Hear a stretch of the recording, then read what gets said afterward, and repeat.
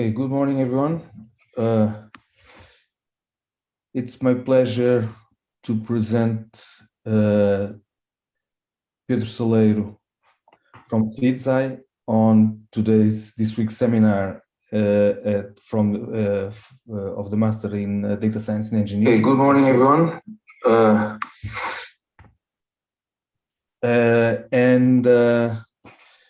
Teacher, sorry, just a question. Introduce Pedro. He's a former student here at FIUP from electrical engineering undergrad and then a PhD in informatics engineering.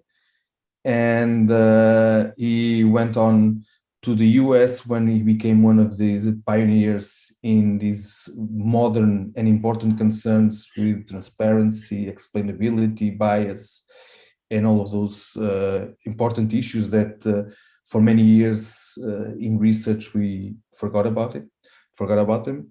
And recently, or a few years ago, Pedro returned to Portugal to become responsible for that area at FIDSI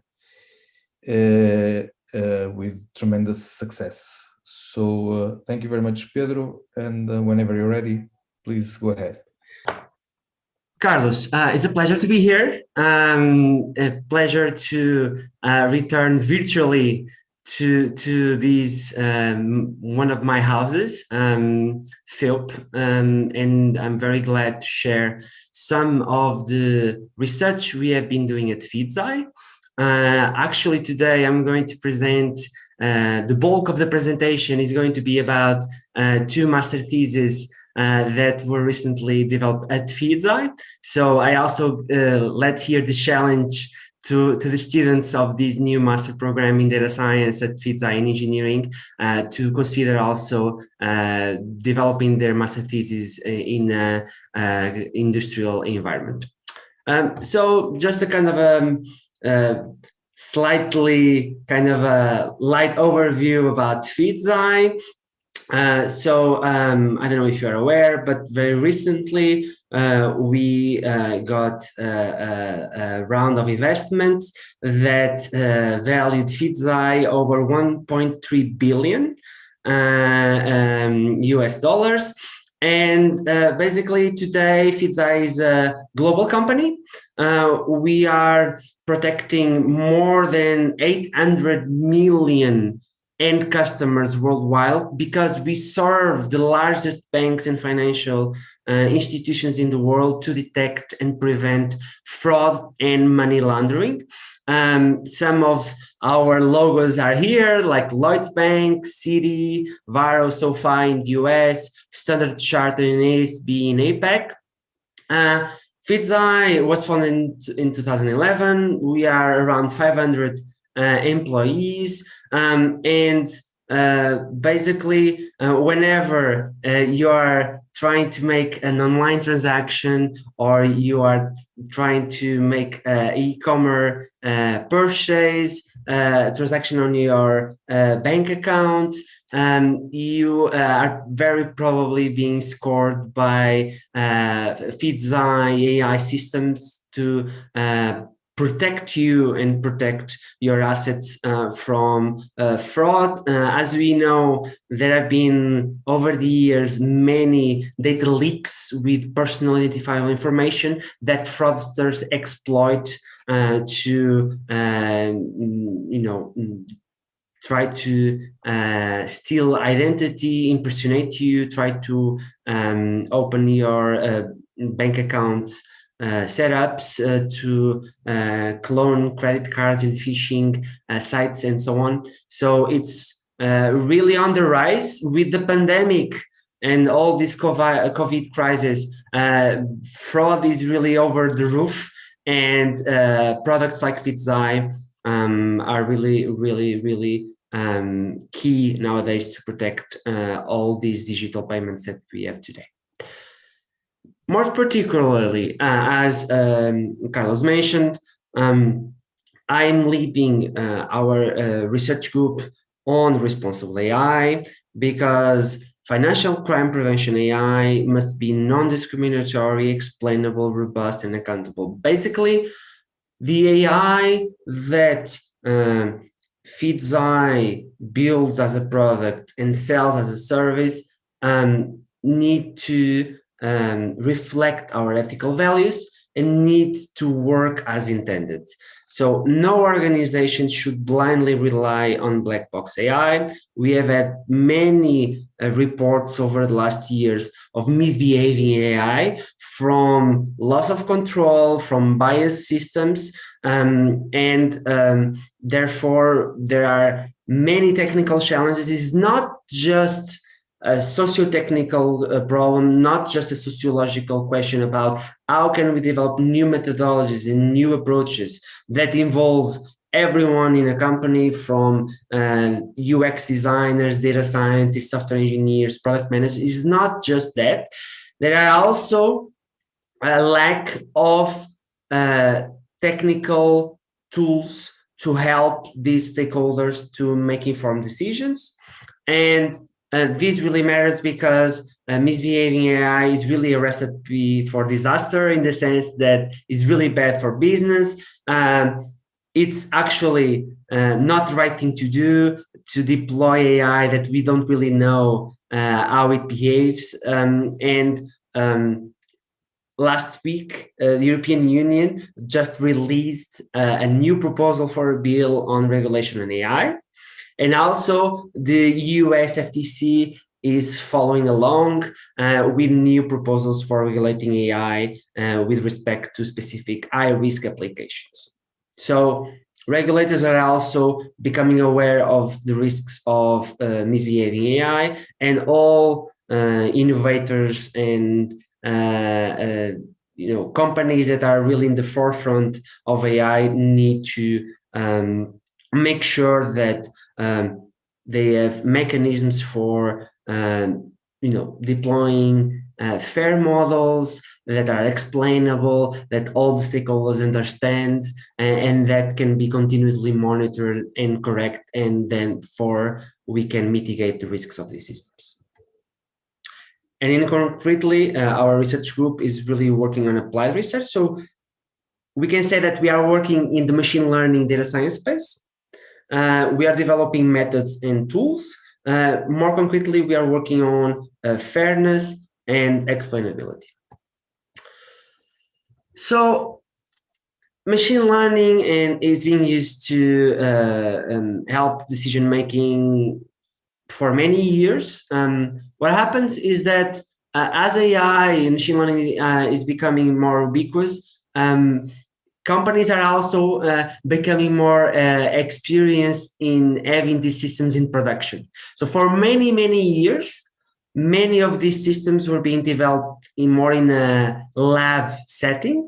And more these systems are being used for decision making in areas that are very consequential for people's lives, from financial crime prevention, judges in US that uses machine learning to make decisions, physicians that make assisted diagnosis and receive recommendations for treatments.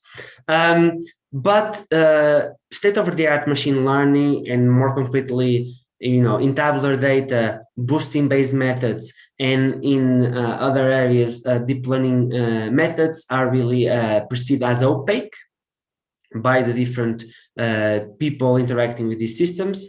And in these high-stakes sensitive domains, is really important to build trust in these systems. Otherwise, the people in charge refrain from deploying these systems.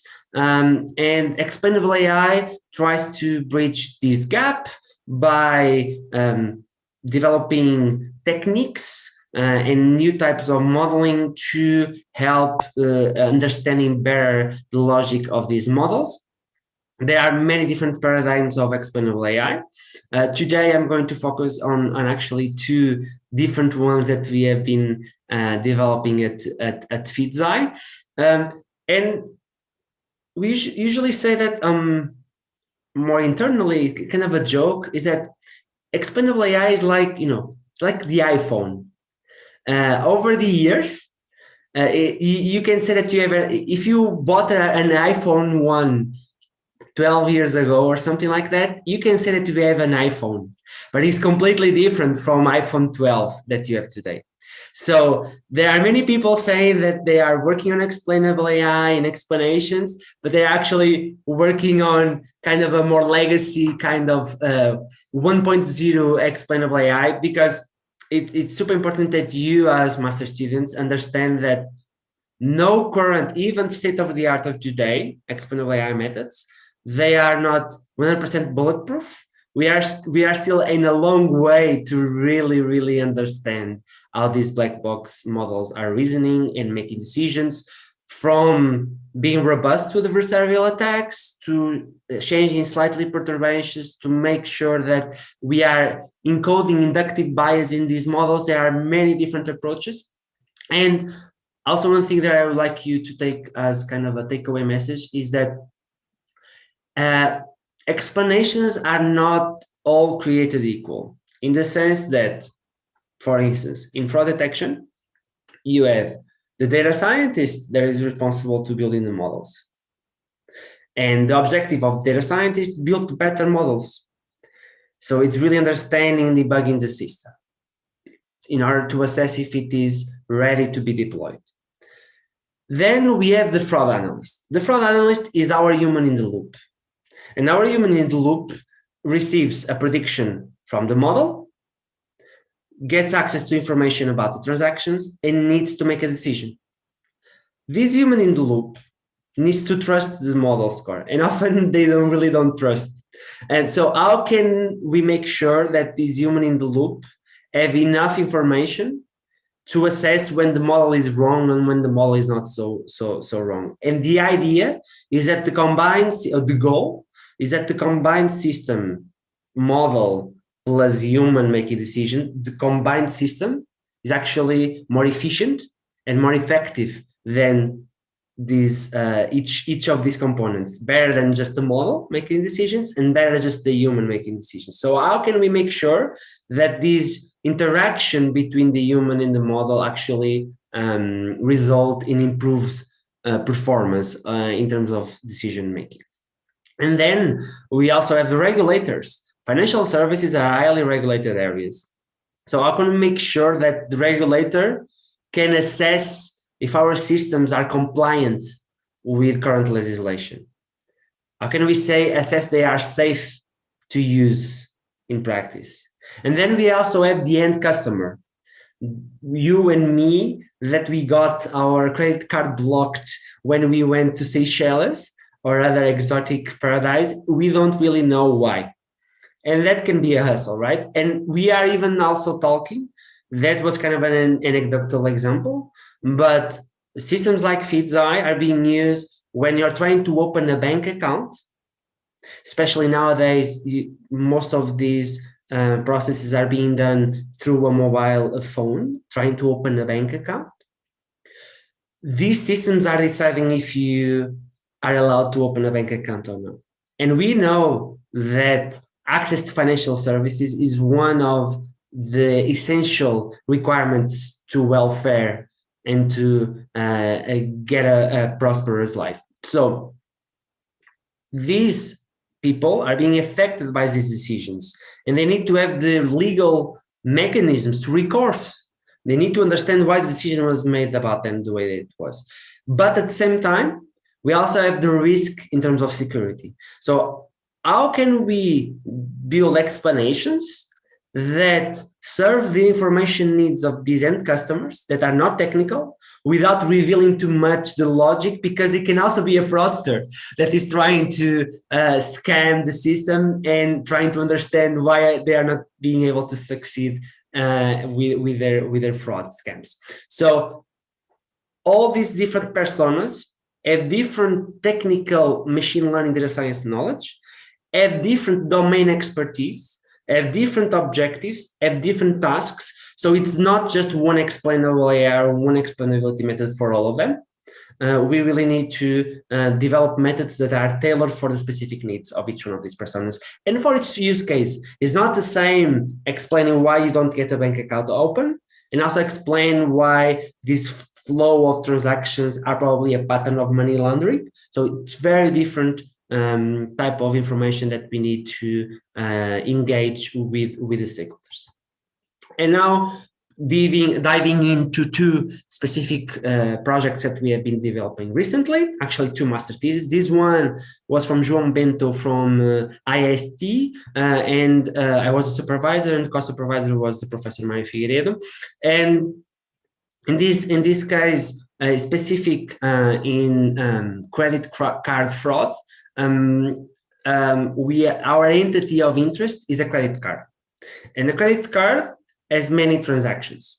So this is a sequential problem in the sense that to decide if the last or the current transaction is fraud or not, what we need to understand is the reasoning from the history of the transactions of this credit card to understand if this current transaction is risky or not, if it is actually the person that is the owner of the credit card that is making the transaction.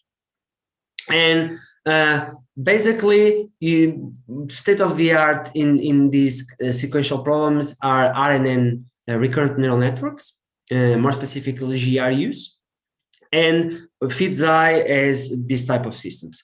The problem is that we have the data scientists building the models. They really need to understand if the model is not capturing some sort of spurious correlation. There are many examples, more anecdotal ones from the image domain that, for instance, the models were just capturing watermarks in the background of the photos of the images and so on. So the data scientist is not just enough to understand the performance of the system in a test set. That KPI is not enough to be sure that you can deploy a model. So it's important to understand what are the patterns, what are the signals that the model is capturing. However, RNNs are especially opaque because of this recurrent nature. In practice, the prediction for the current transaction of the credit card is based on the hidden state from the previous transaction. So basically the output from the previous time step, which represents the whole sequence up to that point. And that is encoded in these 128, 256, 512 dimensional vector. And the whole history of the sequence is encoded in this hidden state. And then we have the current features of the current transaction. And the combination of these two vectors produces a score for the current transaction. So this is especially opaque in terms of understanding what is the model picking, because the decision is not just based on the current time step, it's also based on the all history. So there is a tension between accuracy and interpretability in this recurrent neural network type of models. And as I mentioned before, understanding the decision process is paramount for data scientists and for the end users, the fraud analysts. And there is not much work on explainability for the sequential decision-making problems on tabular data. There is for sequential kind of problems in NLP, some in video, for instance, but for tabular data, there is not much there for explainability in RNNs. There is one of the most, let's say, I would say famous, popular, and also standard black box explainability methods is SHAP, the SHAP framework. And the SHAP framework is really inspired by the theory of Shapley values from game theory. And basically, a SHAP creates a linear model that is an approximation, local approximation around the prediction of the behavior of our model.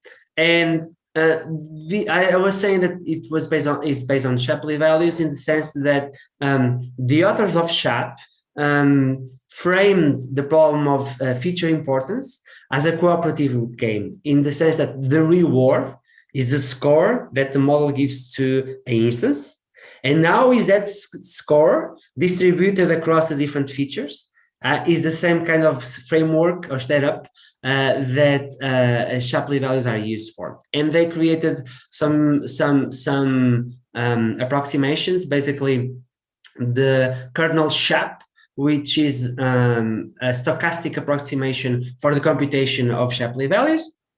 And basically, the way it works is that it creates perturbations of instance. So we want to explain a prediction of a given instance. We have this instance here. And what SHAP is going to do is going to create a sample of all variants of these instance, perturbed instances, and trying to fit that linear model that tries to approximate the local behavior of the model we want to explain. So the way it works is we have our raw X vector. We have a background value, and the background value is important because in Shapley values theory, what happens is that you are creating coalitions with one player and without the player, and you are creating all the combinations among multiple players. And in features, this corresponds to turning off on and on features. But actually, you cannot change the model. So the model still needs a vector and n-dimensional vector. So the way the authors of SHAP approached this was to create this background vector.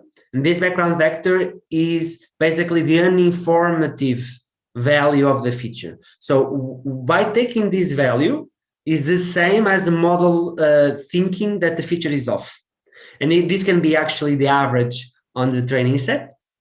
There is also some research showing that how you define these background values also impacts the explanations that you get. And this is kind of one of the downsides of SHAP. This really depends on you. But the vanilla SHAP, you basically use the average value of each feature on the training set, and imagine that the average value for each one of the features is this vector. And then basically what you are doing, you are creating stochastic coalitions, so samples of masks that basically are binary masks of 1 and 0s that corresponds to having the specific feature on and off. And you create many of these masks, and basically you combine the masks with the X and with the background, and you create new instances. So a new instance in this case would be you are keeping the first feature and the third feature, and you are turning off the second and the fourth. So basically this corresponds, this perturbation, this new instance that are being artificially created corresponds to having the first feature as an original instance. The second feature is a background, so it's turning off the background value from the training data. The third is on again, and the fourth is also a background. And this is basically formulated as the element-wise product of the mask with the raw feature vector and the background with the masks that was turned off. And as I mentioned before, there is a stochastic component because this corresponds to 2 power of m coalitions. So as you expand the features, it becomes really intractable to calculate all the possible coalitions on and off the features. So that's why we have this stochastic component. And basically, SHAP is formulated as this linear model in which the W0 corresponds to the base score of the model when all the features are turned off. So when all the features are at the average value of the training set, you get the base score that the model gives to a random base background instance. And then what you're explaining is the difference between this background value and the feature. It's very, very nice properties of SHAP is that this can be used basically on any type of model because you don't have need to have access to the internals of the models. You just need to have access to the predictions of the model. So basically you get the instance, you create the perturbations, then you give these perturbations to the model, you get the scores that the model gives to these perturbations, and then you fit the linear model that tries to minimize the error, which is a difference between the scores of the model and the scores that this model is doing. So a simple linear model. And some of the properties are local accuracy. So very interesting. The sum of all feature attributions equals to the model score, which is really nice property and really creates really cool visualizations. Also, when there are missing features that have no impact in the model, so basically, if the raw feature vector is already a background, their attribution must be null. And consistency. If a feature contribution to the model increases, the attribute importance also should not decrease, at least. However, to explain sequences, we don't have just one instance. In sequences, as was mentioned before, we have n number of instances that contributed to the current prediction of the recurrent neural network. So the challenge that we try to overcome is how can we extend SHAP to the sequential domain? So basically, while before we had just an instance, and this is how vanilla SHAP works, in RNNs, in fraud detection, we have a matrix of M features by the events. So how can we create attributions here? So the idea is we want to understand which events or which instance in the sequence most contributed to the current prediction of the model in the RNN. So we want to have event level attributions to the current prediction time step t. And also we also want to know what features throughout the sequence most contributed to the current prediction. It's not the feature in a specific time step. And lastly, we also want to have the intersection. We want to have what we call cell level explanations. We want to understand that it was the location of the IP address on transaction 33 that really contributed the most to the prediction of the model, or that there was a specific different or first time merchant that person never bought something. That is really the granular explanations that we are also looking for. So that's why we built TimeShap, and TimeShap extends SHAP to the recurrent models, computes feature, event, and cell level explanations. Feature-wise indicates important rows, event-wise the important columns, and cell-wise the important cells. So it still uses the SHAP formulation of creating a linear approximation model of the behavior of the original model, but now introduces new type of perturbations. So basically, now we are talking about matrices. So when we have a mask like this now becomes a matrix. So basically, when we want to turn off features, we want to turn off the whole rows in the sequence. So basically, we have the average value for the feature in the training set propagated throughout the size of the matrix, the average value of the other features, and so on. And now we have this mask, and we are going to turn on and off specific rows of these metrics. In this case, we are going to turn off the second row, which means that we are going to replace this row with the background value throughout the sequence. And this becomes our perturbed sequence that will now be used to score to create a local approximation. And this is basically the extension to the kind of the matrix formulation in which we have this Z matrix that multiplies by our input row, and then the identity minus the ones that are turned off will be replaced by the background value. When we are turning off events, basically we want to turn off the columns. And in this case, it will be a perturbation like this one. And this is, once again, similar. And here, what we are going to do is basically on the multiplication, we are turning off the columns. But if in the case of SHAP, I was already mentioning that the number of coalitions cannot explode or will explode as we grow features. If you think about events, we might have credit cards that have thousands and thousands of transactions. So this will really explode, creating attributions for events to the current transaction.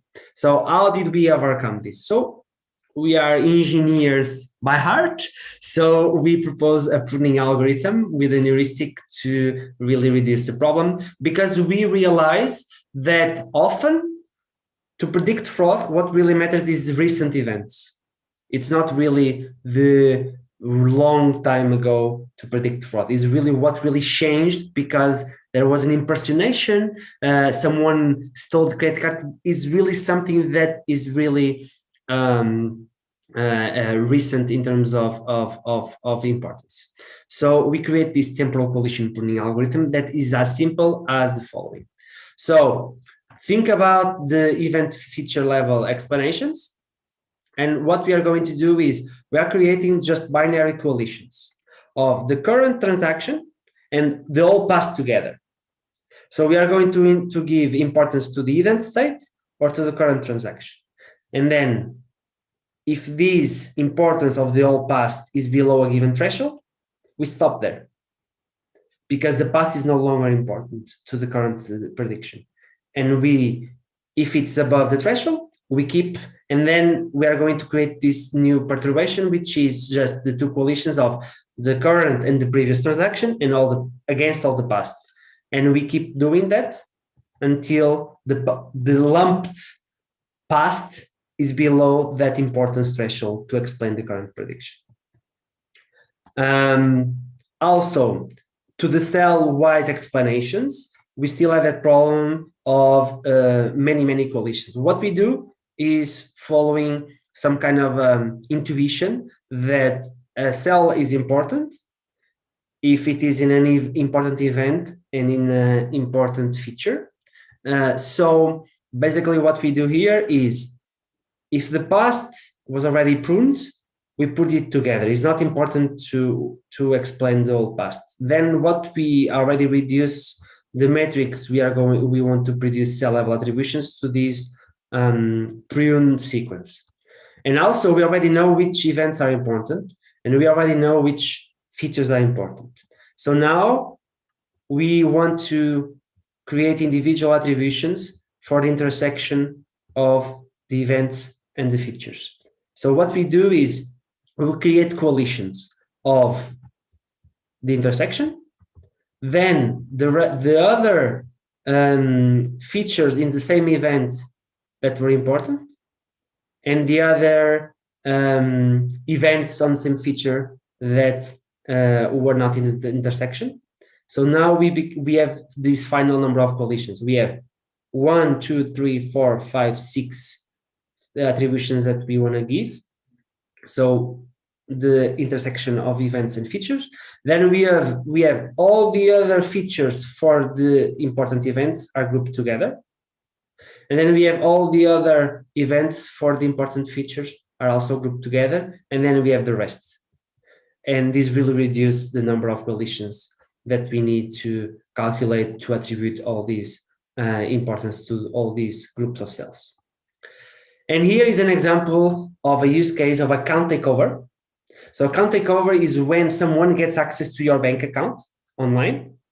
And this is a visualization in which what we are seeing is that the events below the index, so the current event is index 0, this is the past. And we noticed that after 9 transactions, the past really doesn't have much importance. And these are the events before -8. This is the Shapley value of all the events. And now we are understanding which events are important from the last 8 events. And actually, what the model is picking is an enrollment.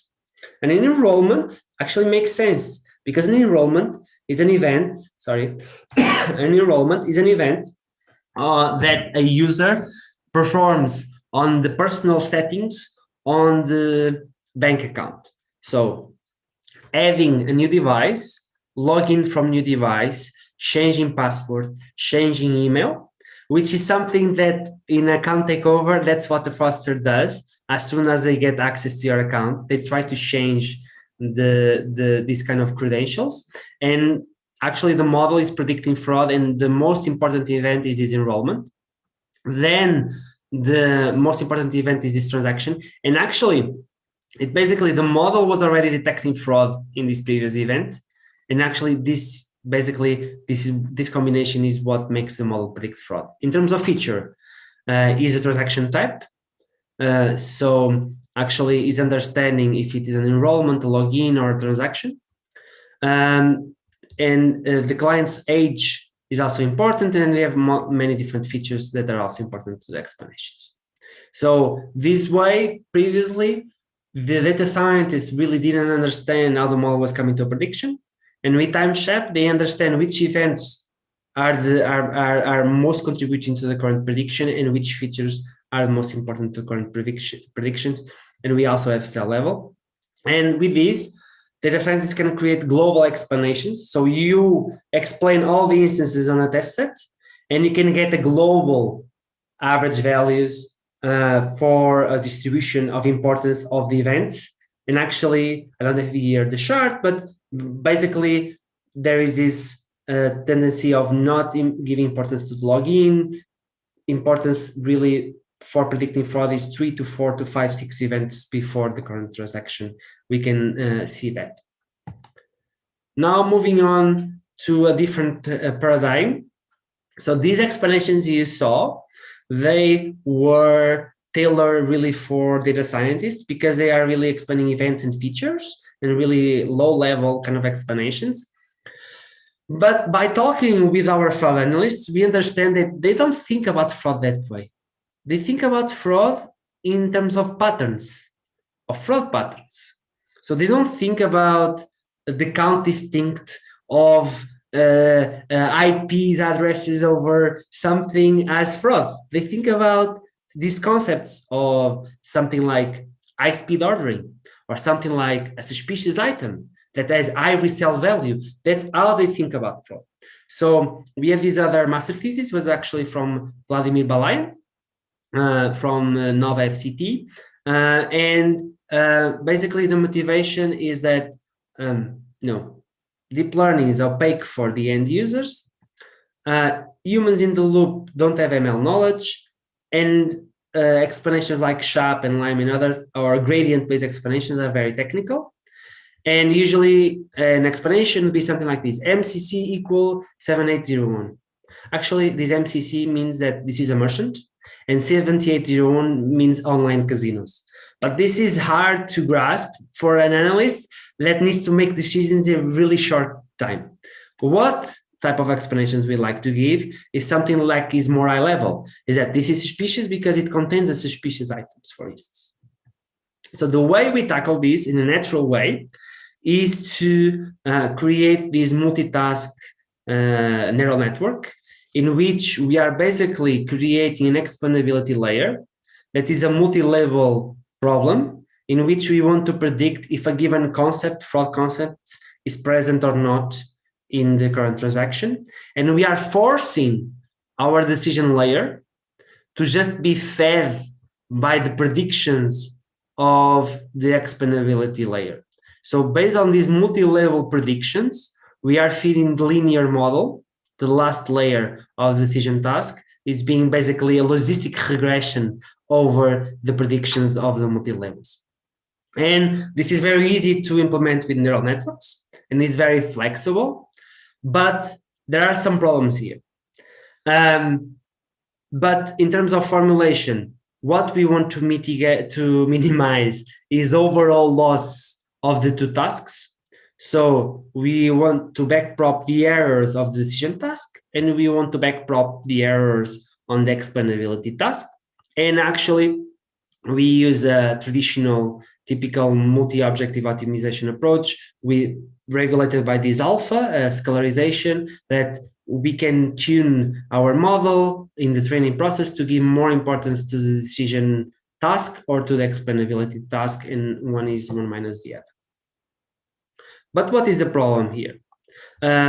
Actually, this is basically what I just said. Oh, and one thing is important, these parameters until here are common to both tasks. Just the last layer is specific to the decision layer. So what is the problem? The problem is that we have labels for the decision task for fraud, but we don't have labels for these concepts. So basically, what we are trying to do is to enforce this inductive bias in the network, that is the decision task is being just a linear combination of the signals from the explainability task. And the way we want to do that is we want to do it through the data in the multitask, so backpropping the errors on both tasks to enforce this inductive bias. But we don't have labels for the concepts. We don't know for each transaction if it was high-speed ordering or if it was suspicious items. We don't know that. So how did we overcome this? And actually the research question is, can we do better than a fully supervised and low resource baseline? So basically, we can run a campaign with fraud analysts. Actually, we have around 1,500 multi-labels for these financial transactions. But, 1,500 instances to train a multitask neural network is really, really low resources. So we are facing these two problems, label scarcity and the multitask learning. So we don't want to have something that in multitask learning is called task contamination. We don't want the backpropagation of the errors of one task to really hurt the other task. So we are assuming that there need to be correlations between the two tasks. So the labels need to reflect these correlations in order to train the neural network. So our solution, we apply the weak supervision technique because we work with our fraud analysts to create a fraud concept taxonomy. And in these fraud detection systems, we don't have just a model. We also have business rules.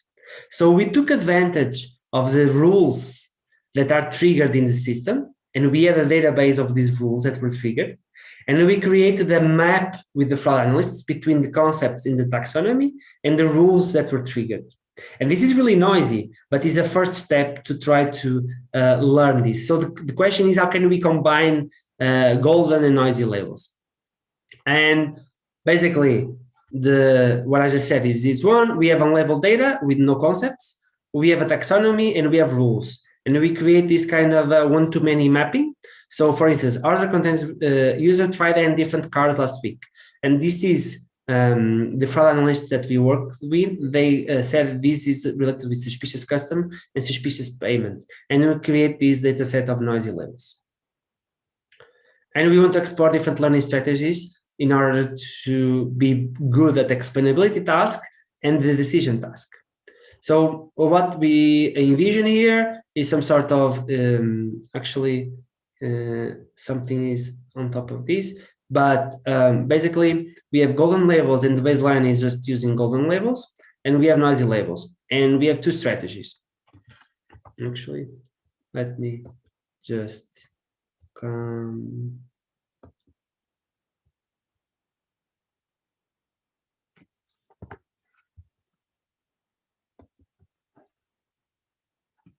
And we have a second stage, is two-stage learning, in which we have a pre-training using just the noisy labels from the rules, and then tuning using the golden labels from the fraud analysts.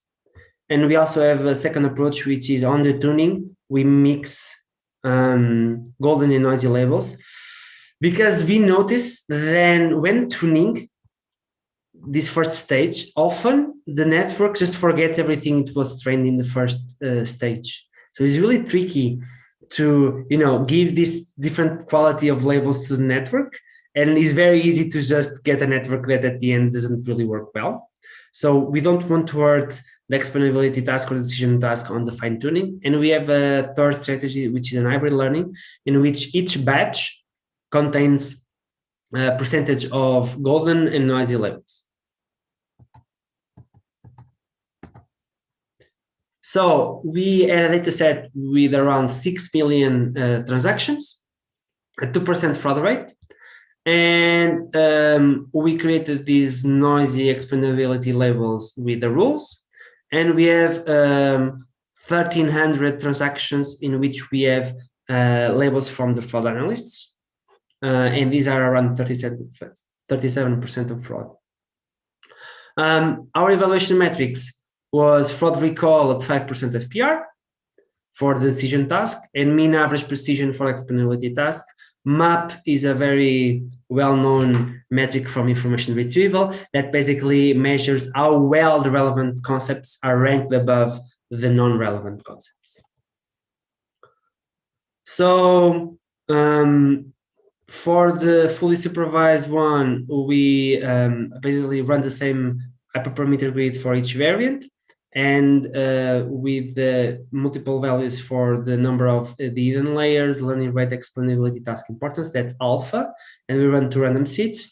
So for the fully supervised, so trained on 1,300 instances, we get really poor fraud recall, so 15% fraud recall, and in explainability task, we have a mean average precision of 55% in golden, which is not bad in terms of explainability, but it's unfeasible in terms of the fraud detection. And this is the ranges on the 2 seeds that we get for the 2 tasks.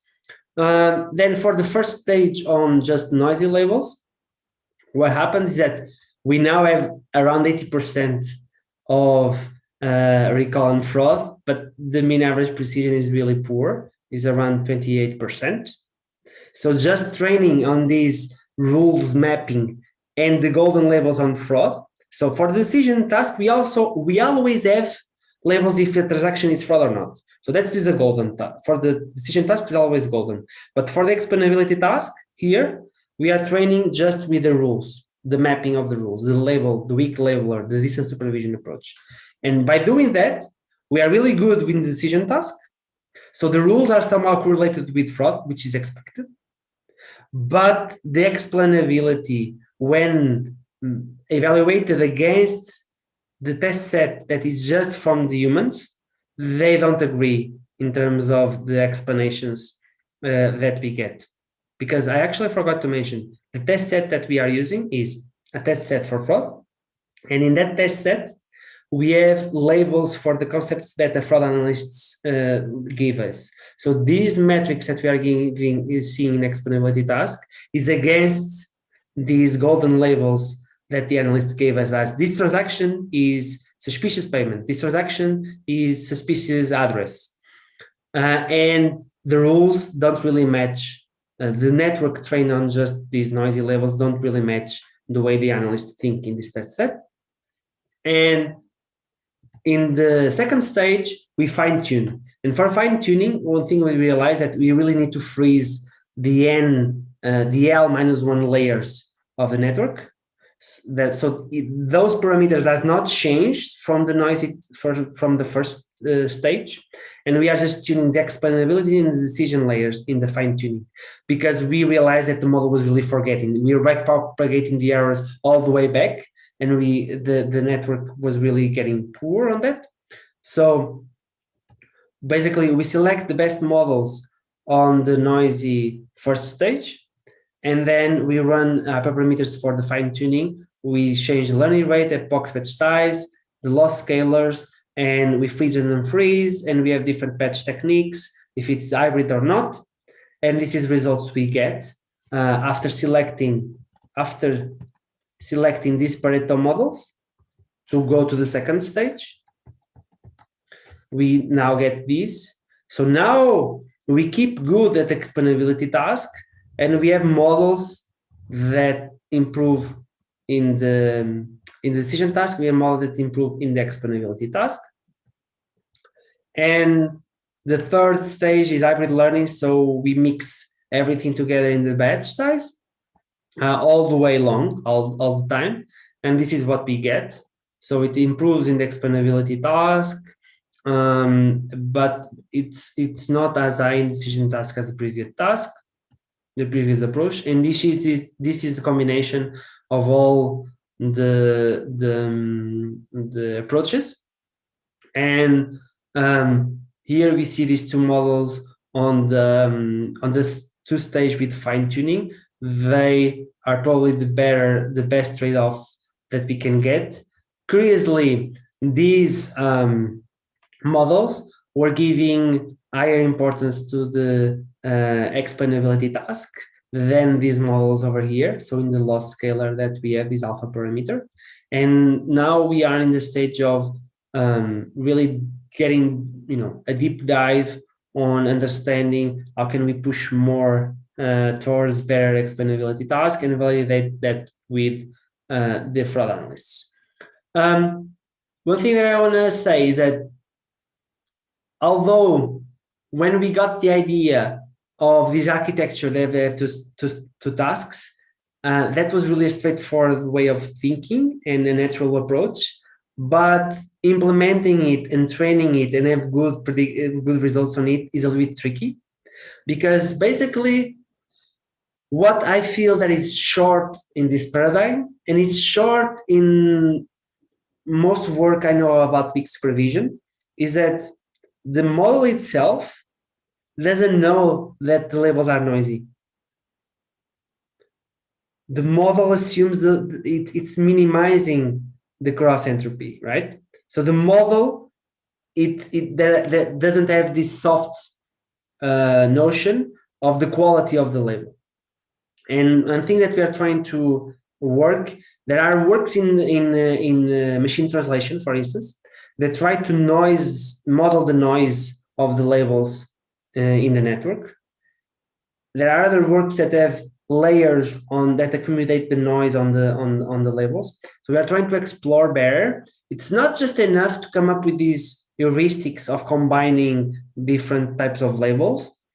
We need to get further in order to make sure this is really implemented. The good news is that this is a really hot area in deep learning. Actually, this paper, we had a paper accepted in the iClear workshop on weak supervision that is organized by people from Stanford, Alex Ratner from U Washington, that are the founders of the Snorkel AI. And Snorkel AI it started as this side project in Stanford for programmatically labeling data, and is expanding to a really startup, and they already have like 30 million investing round in the Series A. So this community is really vibrant on, you don't always get the human labels, but you have a human labels as well. So how can you interact, learn from feedback, and make sure that the combination of the labels that you get in one strategy and the other all combined produce good results. And that's basically what I'm just said. And that's it.